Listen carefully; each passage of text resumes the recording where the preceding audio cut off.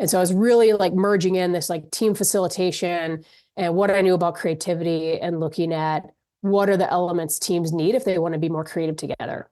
And then it was awesome because now I had all this research to back it up that, I mean, this is just a no-brainer when you look at the research. And the research says we can learn to be more creative. And if we take the time to learn that and practice that and develop our skills, we will be more creative. We've got like probably 80 years of research showing that now. Welcome to the Creative Chats podcast with Mike Brennan. Welcome, friends, to another episode of Creative Chats. It's the podcast for artists, makers, and content creators where we talk about creativity, the creative process, and story. I'm your host, Mike Brennan. You can connect with me over on Instagram. I'm at MikeBone, or you can connect with me on my website, which is mikebrennan.me.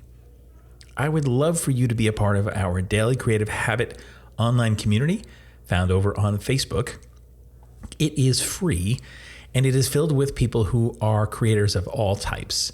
And everyone there wants to show up more consistently so that they can produce better work and get that work out into the world.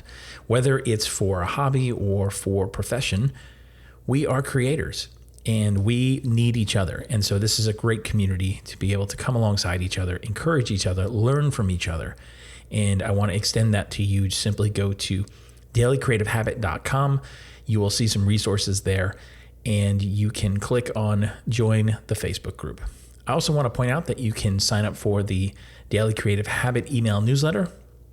It's absolutely free. No one loves to get more and more email. Believe me, I'm in that camp too, but you certainly don't mind it when you get something of value.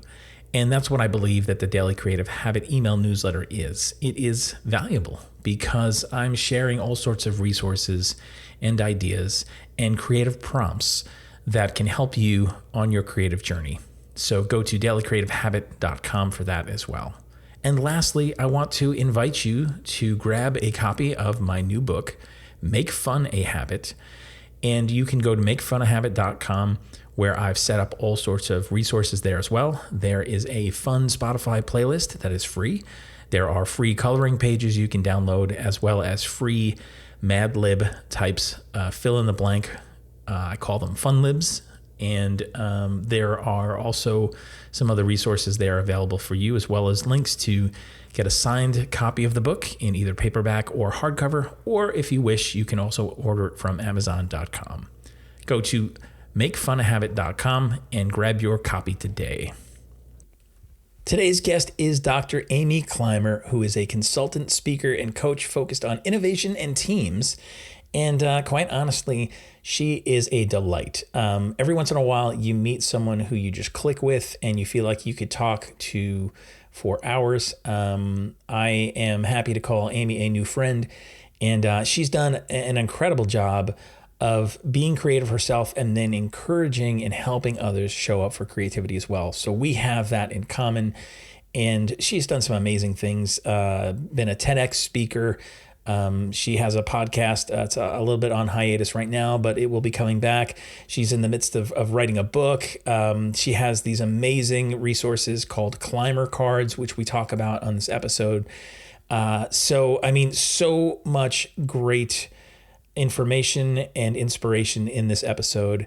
And I know you're going to fast become a friend and a fan of Amy Climer as well. So without further ado, here is my creative chat with Dr. Amy Climer. Well, hey, Amy, welcome to the Creative Chats podcast. This is going to be so exciting today. I love it. Thank you. I'm super excited to be here. Yes. You are such a smiley person. I love it. I was saying this earlier, but seriously, it's just infectious. You smile and it elicits a smile back. So you're bringing a lot of joy into the world just by showing up as you. So let's start there. Thanks. I appreciate that. Yes. I do find I'm a pretty happy person for the most part. Love it. Love it. So I always love to just turn things over to the guest out of the gate to say, in your own words, when somebody comes up to you and they're like, hey, who are you? How are you doing? Whatever. What is your answer to the question of who are you? What do you do? So I usually say that, well, I don't know, I always go to work, right? I mean, because Hmm. there's so much more about us, but that I teach companies how to be more innovative. So I have a consulting practice. I do a lot of trainings, keynoting, coaching, but really like advising companies on how to be more creative and innovative in their work. That's awesome. I love that. And I know we're going to dive deep into that because there is such just overlap and similarities and stuff. And I want to just dive into your take on some things. And before we get too far into that, though, I would love to just dial things back and like ask you about when was the first time that you realized you were a creative person? I gotta say, I was probably in elementary school. And I will say, I give a lot of credit to my mom. She did a great job of sort of fostering this sense of like artistic curiosity in me and my sister and brother. And we had this really cool in the kitchen, like this one of the lower cabinets was just stuffed with art supplies. And so we could just like, open them up and open the cabinet up and make stuff. And I think I just found like, especially as you get a little older, elementary school, like third, fourth, fifth grade, and realizing like I loved art class. I loved sort of that creative stuff, even if wasn't in art class, and kind of noticing like not everyone felt the same way as me. Mm-hmm.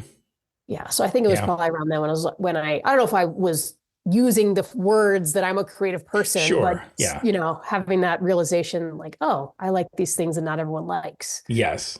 Yeah. It's funny because I find that typically there's a point at which, and again, like you said, we don't necessarily put words to it like we would today, but there's vivid memories or experiences that we've had when we were younger that pretty much point us in that direction because it seems effortless. It seems natural, right? It seems intuitive to us. And those are things that I think when we pay attention to those things, we find out that we can actually lean into that on purpose with intention and then be more authentically showing up as who we are, as opposed to spending years doing things that really aren't aligned and then going, I really feel like I should just do this thing instead. I all my life I told myself I couldn't do this. You can't get paid for this. You can't whatever, like all the excuses. And then people go like, I finally gave myself permission to pursue that thing that I really wanted to pursue all along.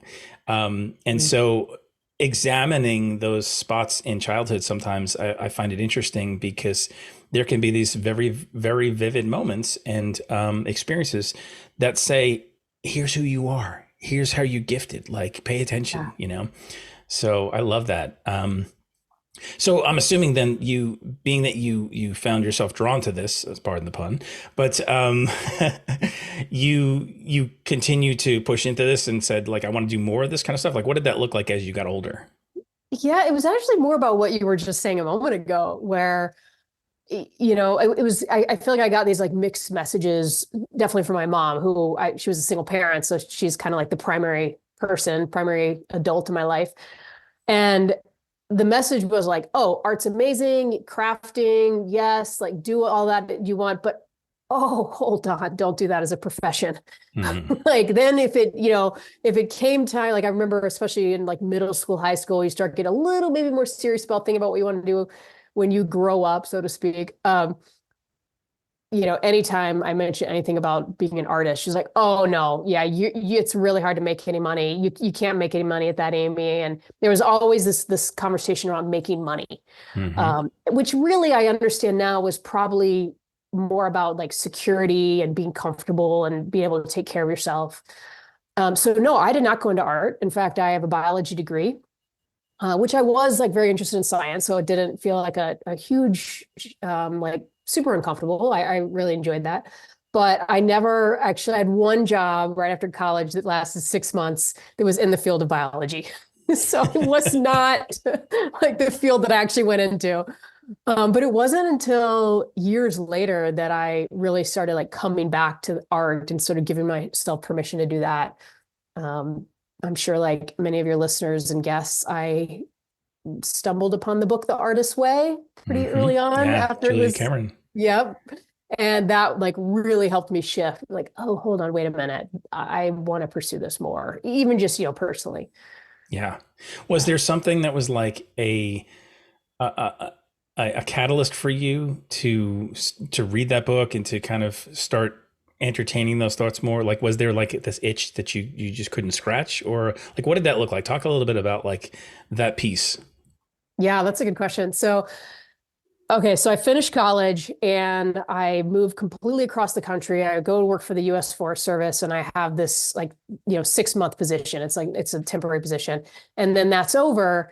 And I've kind of like bounced around, have a couple different jobs. And somewhere in there, I landed in Portland, Oregon, and like had like a place to live, a stable place to live versus like, like Forest Service housing, whatever. And one of the things I was so excited about is that I could now take the classes I really wanted to take rather than the classes that, you're told you have to take in college and in high school.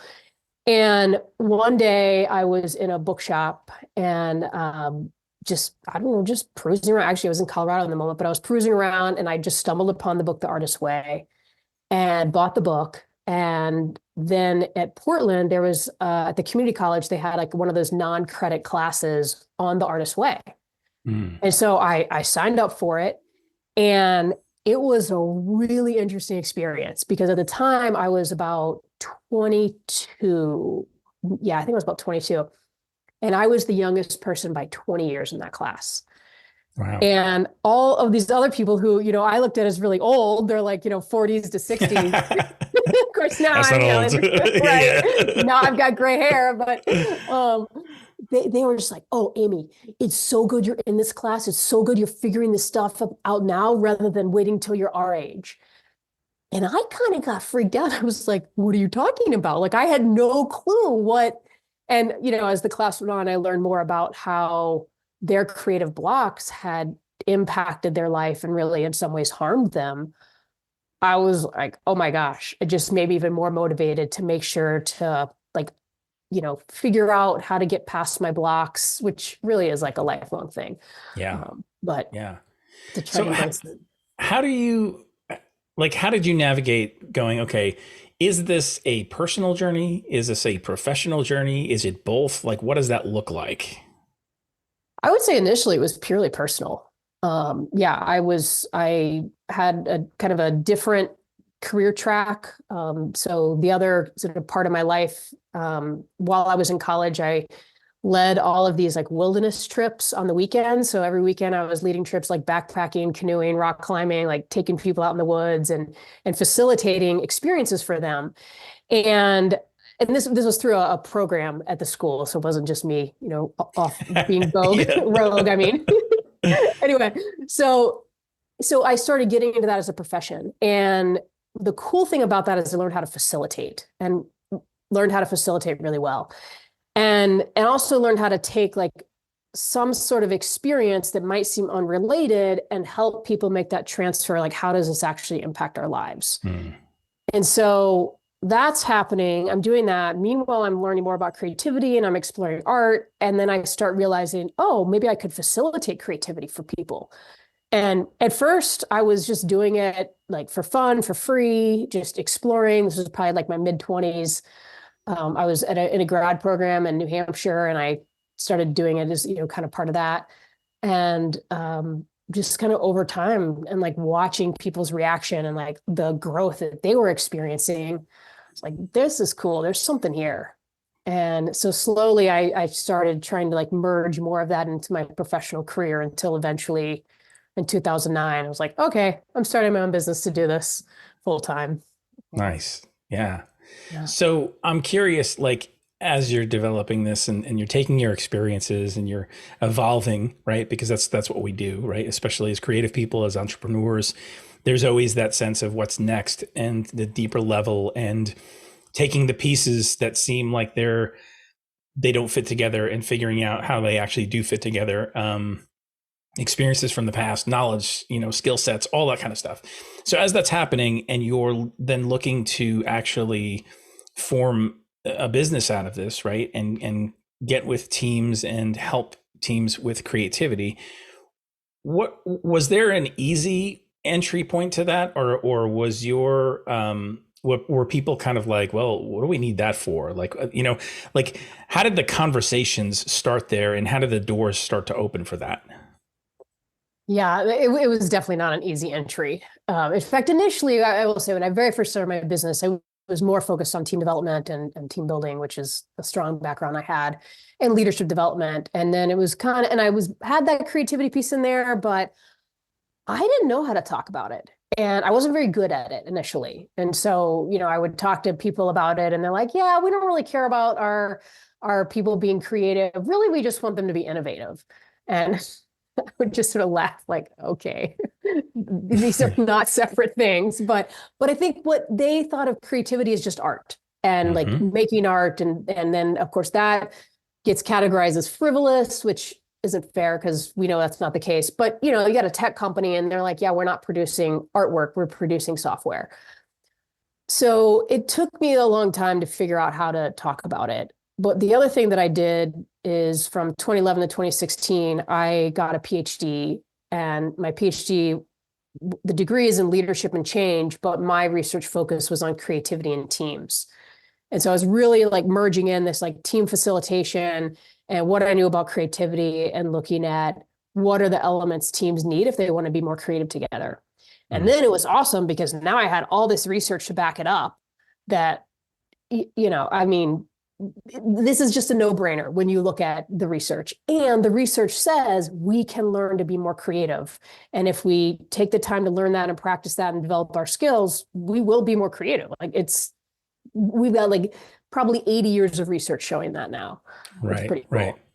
Yeah, it's interesting hearing you talk about that because, I've kind of been in my own journey. I've had a similar experience where, I had to learn how to contextualize something in terms of creativity. And like you said, I get into conversations all the time with people who are like, I'm not creative, because automatically they're like, well, I can't draw, I can't paint, I can't sing, I can't, all the arts, if you will, right? In quotes. And I say, well, that's not what we're talking about here. Like, we need to blow up your definition of what creativity is and realize that everyone's creative, and then figure out what that looks like for you in your skill set, in your life, in your wiring, and then go like, now let's lean into that with intention and purpose. So that you can actually start seeing results of that creativity, and you can stop saying I'm not creative, right? But the interesting thing also is that, having to learn a, almost like, I don't want to say a different language, but how to talk about it, like you said, in a way that the value is understood. Yeah. And so saying innovation instead of maybe creativity, or is staying away from things that seem like they're more like of the fine arts type of category, because people who are in business or in corporate don't see the value there. And so I think it's interesting. And I would love to hear a little bit more on like how you actually went about doing that, besides the schooling and the research that you did. But like, when you actually have to talk to somebody about that stuff early on, like, did you have to go through a process of like kind of deconstructing what your experiences were and the language you were using, and then figure out like, okay, who am I talking to, and what's the language that's going to speak to them and their needs? Like, how do you do that? Yeah, absolutely. Yeah, one of the things that I've done is I generally, if I'm doing a keynote or a workshop on creativity, we talk about the definition of creativity, and that it is not about your ability to draw. It has nothing to do with that. That drawing is a skill. You could build up that skill if you wanted, but it's not something that we teach. Actually, I Yeah. had this like real aha moment about 10 years ago. I was traveling and I was in India, and we spent 3 days at this elementary school. And the first day we're there, we walk in the classroom. I'm guessing it was about second graders. And there was this drawing on the chalkboard of a turtle, like a cartoon looking turtle. And every kid was drawing this turtle like exactly. I mean, it was Hmm. beautiful replica of their drawing of this turtle. And it wasn't like a super simple, I mean, it wasn't like super complicated, but it also wasn't just like a super simple, like 3 lines. Right. And I realized, I was like, oh my gosh, of course they can do this because they're being taught this and it's probably, broken down. And But we don't do that in the US. We don't teach people how to draw. And so then they grow up thinking that this is like some really obscure trait.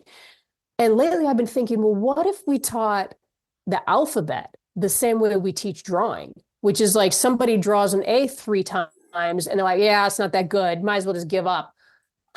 It's like, no, like we draw like 500 A's until we get the shape right, you know? So I think one, helping people understand, like, first of all, it's not about drawing. If you want to learn that skill, you can.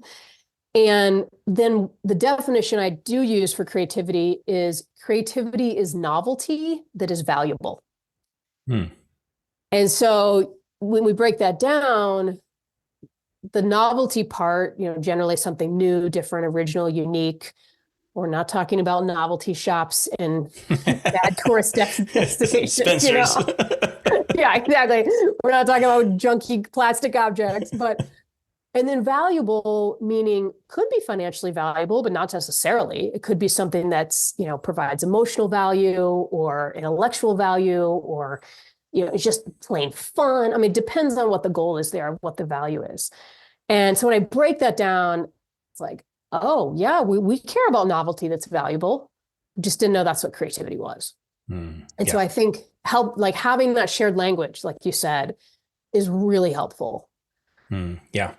It's interesting because you can be talking about the same thing, but because of how you're talking about it, the words you're using, there could be a disconnect. And so trying to define things, trying to break things down as granular as you can so that there's understanding and education and kind of transfer. I think that's really key in those moments. I'm wondering if you've had experience where you're leading a workshop and you're giving an exercise that to the team that maybe on the surface, kind of like what you were saying before, where maybe somebody looks at this and goes like, what does this have to do with like what I do here at this company, right? But you're really teaching something deeper, but it's disguised in a different package, right? And so you're leading this exercise and you're laying out the tools and the instructions, all the stuff, whatever. And you get those people, because they're in every room, where they've got their arms folded and they're rolling their eyes hard and they're kind of like, you know, whatever, like this is stupid. Right? How do you address those people in the midst of all that, so that you can try to get them engaged? Yeah, I think I struggle because I have like kind of two perspectives on this. One is there's a part of me that's just like, I don't care if you don't like this. Yeah. And especially like, I don't care if you don't believe it. I mean, billions of dollars of results shows that it works. So it's up to you. Like, it doesn't matter to me. So there's a part of me that kind of comes at it at that attitude. And then there's another part that's just like, hey, trust the process, see what happens. And often, well, and I guess sometimes I do kind of encourage them, like, definitely you should be skeptical of this. Like, usually they don't know me. You know, I'm coming in just for the day, or like maybe this is more at the beginning of a longer engagement, but they don't know me. So I think, hey, be skeptical. That's an appropriate response. And maybe just give it a shot. And so usually I find that if they're willing to just engage for a bit, then that in itself turns them around. I've definitely had people come up to me after workshops and say, okay, I was really skeptical and I'm convinced now, which is kind of cool. Yeah. And those are probably the people that it's even more rewarding, because their journey and what they had to do in that session was a bigger leap than what somebody else might have had to do, who was much more open and closer to, you know, getting to where you wanted to go. So I think that's a cool thing. I always love to acknowledge that, I think, because there's nothing worse than having that elephant in the room and feeling the presence of that, and yet going like, okay, we're going to just try to ignore this and move on and do what we're supposed to do, because this is why we're here and whatever. And maybe it's just because I'm a New Yorker and I'm like, I relate to the kind of the hard eye roll sometimes. Like I've been there. I've been that guy. And sometimes I still am, you know, I try not to be, but So I understand that. And I I'll think just calling add that like, out, yeah, I totally agree with you. I think my tendency is just like, hey, let's engage. And not in the sense of, I don't find it helpful to get into a debate, right. but to hear that person out. And then what's interesting though is sometimes they come in and they're really resistant and they say what they're resistant about. And I just say, I 100% agree with you. Mm-hmm. And then that kind of throws them like, wait, you agree with me? I'm like, yeah, I agree with you. Um, and it makes me think about you've probably had this experience before where you're in a group and then somebody just says, okay, let's do a brainstorm. I have some problems. I need, help with this. And everybody starts generating ideas. And, about the third or fourth idea, somebody says, oh no, that won't work. And they just Mm-hmm. like shoot down the whole thing, right? And when I think about that person who is shooting down an idea, 90% of the time, I believe that they mean well and that they're saying that from a place of, I'm worried that you might take this idea and go for it. And I don't think it's a very good idea. And they're doing it from this place of actually kindness and love. It, Right. it just is a little mistimed. Right. Exactly. Yeah. Yeah. And And so, that's, I think that's you're spot on there, right? It's not that that is wrong. It's just that that's not the right context for it. Because when you're in brainstorming mode, it's yes, yes. And it's no idea is a bad idea because we're trying to get to as much as we can. Then when we're in the editing and revising stage, then you can start to bring in the, no, I don't think that's a good one. I don't think that's going to work. But you're right. It's about the timing. It's kind of like when you're writing too, like yeah. you should never be writing and editing in the same pass because you'll never get anywhere. You'll just keep rewriting and rewriting and then talking yourself out of the thing that you've just written, Yeah, exactly. I love it. So I'm curious, why is, besides the childhood connection, why is creativity so important to you personally? Hmm. I think there's a couple of reasons. One is I really believe that if all of us on this planet were able to live up to our full creative potential, we could solve every problem we have.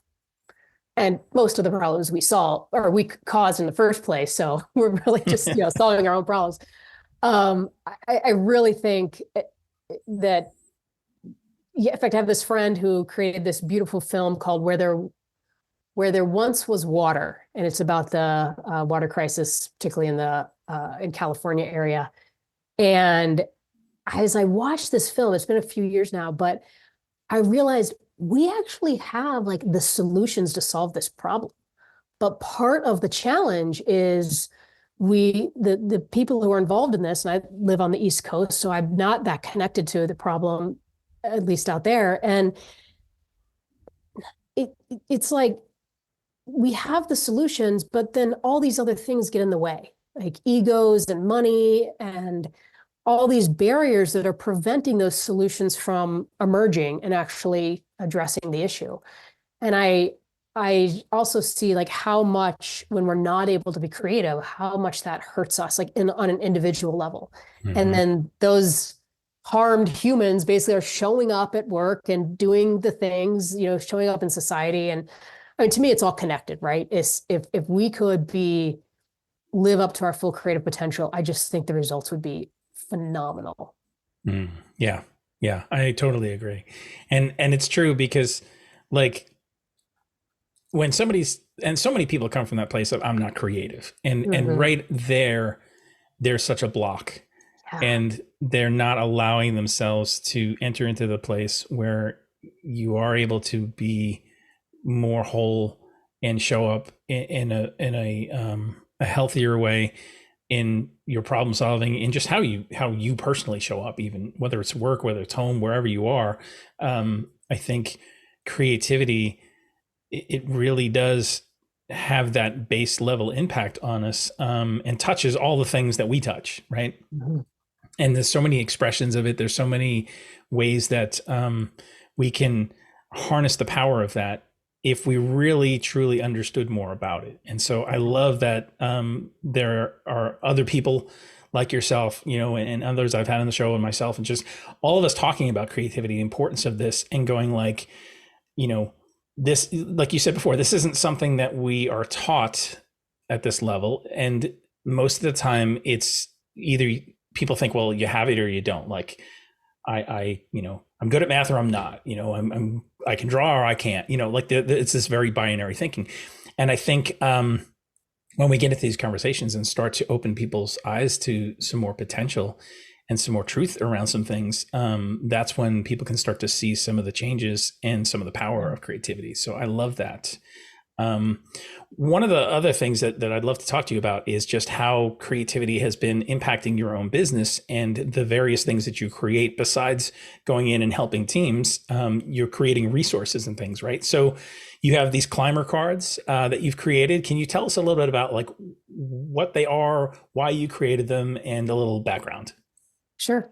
Yeah. So first of all, what they are is they're a little deck of cards. They look like a deck of playing cards. And on one side of the cards are 50 images. They happen to be watercolor paintings that I did, actually, I think 52 images. And they're all like these kind of, I don't know, cartoonish, kind of like iconic graphic different images. Like, for instance, there's an elephant, there's a sun, a sewing machine, a tent, a light bulb, like all of these different images. And then the purpose of the cards is to increase and deepen conversation within teams. So for instance, if I was facilitating a group, let's say we were doing a workshop on creativity, I might lay them all out on the table, invite everyone to come stand around the cards and say, pick a card that represents your definition of creativity. And then everybody picks a card, and it doesn't matter what card they pick, but then we go around and share which image you picked and why, or maybe we do it in pairs or trios or something. And what happens is that people say different things than they would have said if I had just said, hey, everyone, I'd love to hear everyone's definition of creativity. But with the images, they get more specific, more accurate, more focused, and they tend to go deeper. And it's all based on, as humans, we communicate so much through metaphor. And this seems to be, as far as I know, maybe not 100%, but 95% universal across the planet. The cards have been used in about 50 countries so far, and that's like one of the cool things about it, is that it works really well in different cultures. But yeah, we communicate, if I start talking about an elephant and I'm using the elephant as a metaphor for something, it can just like speed up how quickly I can explain something to you. Yeah, yeah. It's pretty much creating a visual language, right? And these things become not just pictures, but they're icons, right? Because they represent other things and thoughts, concepts. So I love that you've created this resource for people to be able to talk about things maybe that they wouldn't be able to get as granular about. I'm wondering, how did you land on the specifics of what's on the cards? Well, I'll first say this concept of these like metaphor-based cards, I did not come up with. This has existed in the world, as far as I know, for many, many years, decades. And so maybe about 2011, I had created my own deck that I was just using for myself. I was facilitating these groups, and they really, honestly, Mike, when I look back at them, they were really bad. Like, they weren't really well drawn. They were just like laminated, but anyway, the images that were on there were, I'm jumping ahead of myself. So anyway, I'm using these cards. They're not that great, but they're working. And a friend of mine one day, she's like the client, basically. I'm working with this group that she had, and we do this we have this amazing conversation because of the cards. And we kind of got like unpeeled this layer with this group that was really awesome. And later she said to me, Amy, those cards you use are really cool. Have you ever thought about doing something with them? And honestly, I had not. I had just made them for myself. And then I started thinking more about it, like, oh, what if I were to make these for other people? And then I got really intentional about the images and tried to pick images that were either like common metaphors, or I thought could have multiple meanings to them, or, and I also wanted images that people would understand cross-culturally. I was also very, very careful of, like, I didn't want to get into cultural appropriation, which there were some other decks that I felt were kind of edging into that space.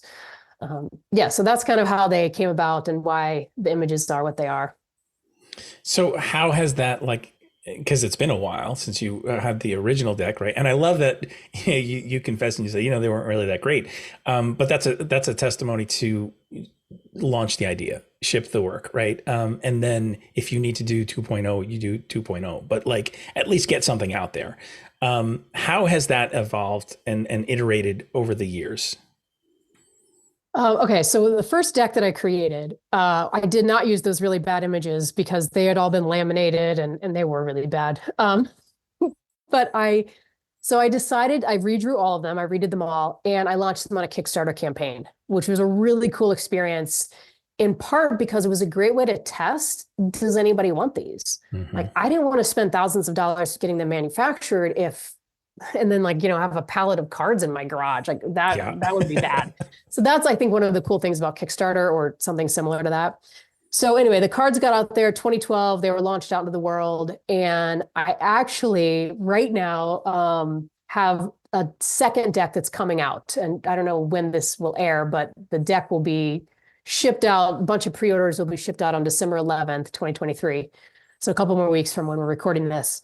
And I'm really excited about that deck. And it's interesting to see the two decks of images. Because the second deck, the images are the same concept with images on one side.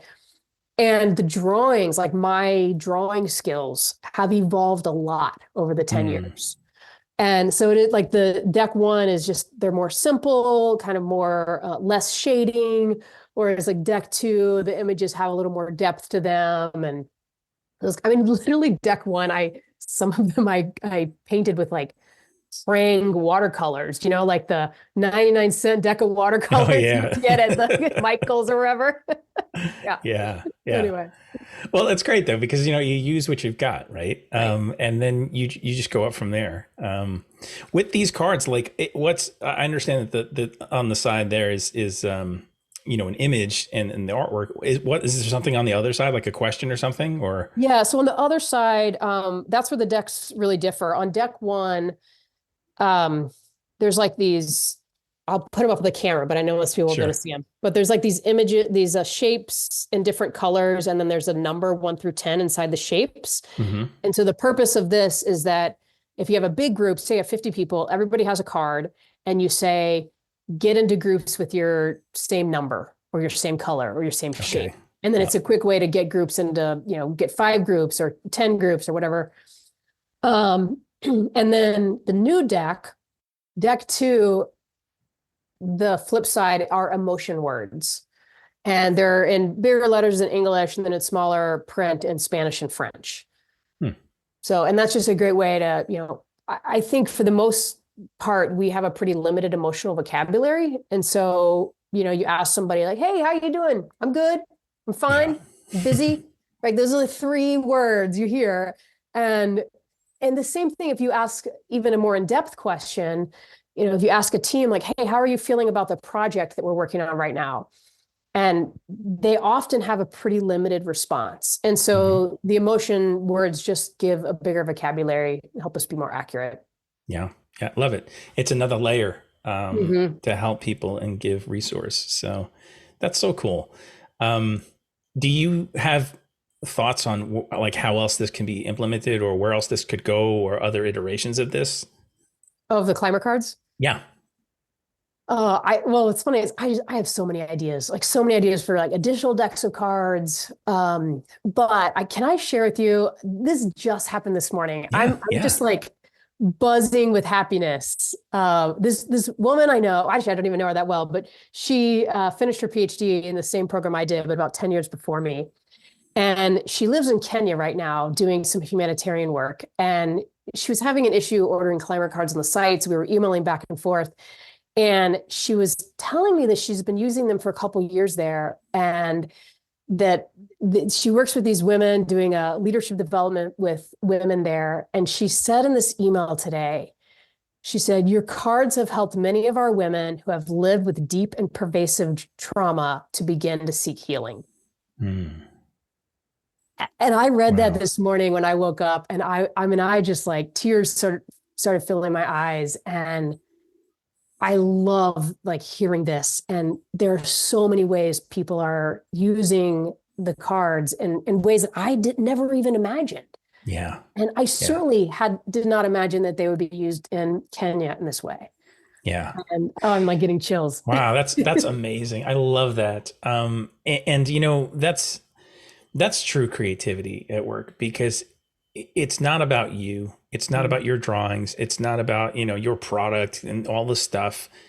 It's about something you created, that you released, that turned over into the hands of other people, and they brought their things to it, and it took on a new life. And like, Yeah. that is true creativity. I love that so much. Thanks. Yeah, I'm excited about it. I love it. So cool. So cool. Um, so we're kind of getting towards the top of our time here, but I do need to ask you something else too, right? So leading workshops and having products and speaking. Okay, for speaking, you you're someone who wouldn't just, like, if you went on a little rant or something or whatever and said thank you for coming to my TED Talk, that's actually true. Right? So what was that experience like for you, speaking at a TEDx, right? And like, I know that TEDx, you know, in TED Talks, you have to boil it down basically to like under 20 minutes or something, right?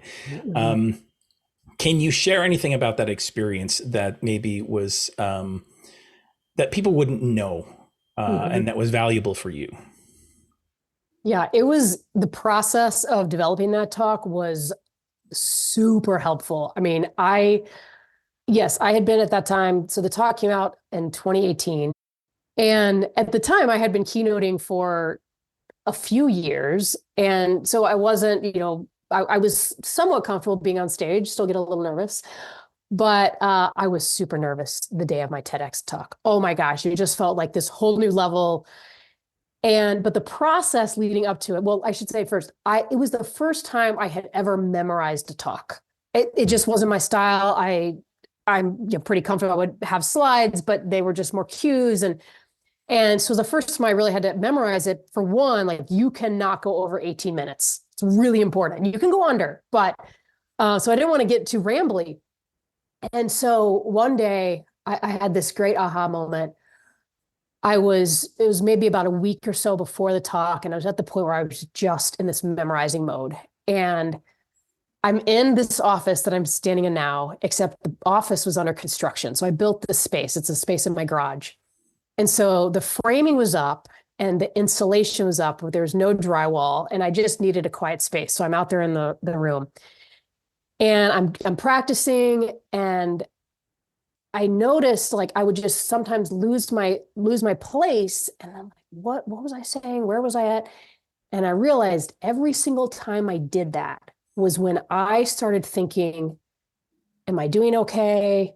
What is my body language doing? How are my hands? Like, as soon as I started thinking about myself and worried about how I was doing, I would lose my place and I would just get flummoxed. And I was thinking about, well, anyway, okay. So then what I decided to do is I realized, like, if I just keep it about them, it's going to be fine. So there was, like, on insulation or wall insulation, there's that paper, that brown paper. Mm-hmm. So I took a Sharpie marker and I drew all these little faces on the brown paper. It's like this little, like, audience, and I'm standing there in front of the brown paper, the insulation, and I'm just, and as long as I could focus on the audience and, like, just think, like, I'm here to serve them, then everything went fine. And as soon as I started thinking about myself, it just went to pot. And so that was a really big aha. I was just like, no, it's not about me. It's about them, and, like, providing and serving. And so that was a cool moment. I love that. I love that. That's so funny about drawing the people. I'm sure you're probably on stage still seeing the brown paper with the people drawn. I know. I always think, like, someday I'm going to move and someone's going to come in and rip out the drywall and then they're going to see that. Oh, that's so great. That's so great. Well, thank you for sharing that. That's awesome. That's kind of like a different take on picturing people in their underwear in the audience, so you're not nervous, right? Yeah, that I don't get that. That's going to make me super nervous. Yeah, that's weird. Like, I don't want to see that. That's a whole new level of therapy. Yeah, that comment I think is just done like more harm than good for sure. Right. That's good stuff. Well, where can people find you? How can they get a hold of the Climer cards? Lay some links and stuff on us, if you would. Sure. Yeah. If you're curious about Climer cards, you can go to the website, which is climercards.com. Climer is spelled Climer. So there's no B in it. If you're curious about the work that I do around creativity, you can go to climerconsulting.com. Yeah, you can also look up my TEDx talk on YouTube. Just do a search for TEDx Amy Climer. It'll show up. It's all about the power of creativity in teams. So yeah, I'd love to. Yeah, I'd love to connect.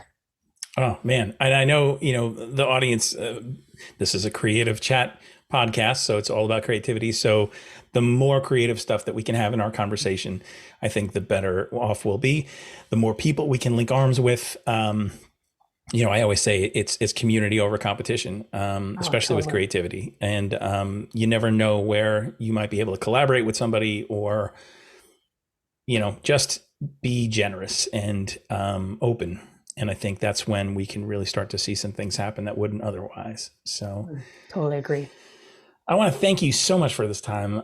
Every time we haven't met that many times, but over Zoom. And but I know when I connect with you, I always walk away feeling like just smiling, and just to put bookends on our episode here, smiling and just feeling encouraged and feeling a kindred spirit. So thank you so much for this time today. Oh, thank you, Mike. It's really nice to be here, and I feel the same way. I'm smiling not because I have to, but because it's just so fun to talk to you.